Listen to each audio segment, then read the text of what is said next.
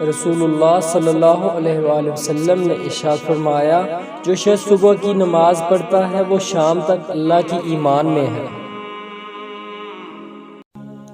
موت کے بعد انسان کے کام آنے والے 3 اعمال: 1 صدقہ جاریہ، 2 وہ علم جس سے نفع اٹھایا جائے، 3 نیک اولاد جو اس کے لیے دعا کرتی رہے۔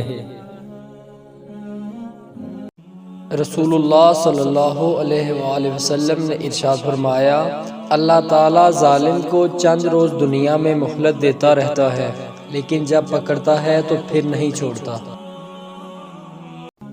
نبی پاک صلی اللہ علیہ وآلہ وسلم نے ارشاد فرمایا، ہر نبی کی ایک دعا ہوتی ہے جو وہ کرتا ہے اور وہ قبول ہو جاتی ہے، اور میں چاہتا ہوں کہ میں اپنی دعا آخرت میں امت کی شفاعت کے لیے محفوظ رکھوں۔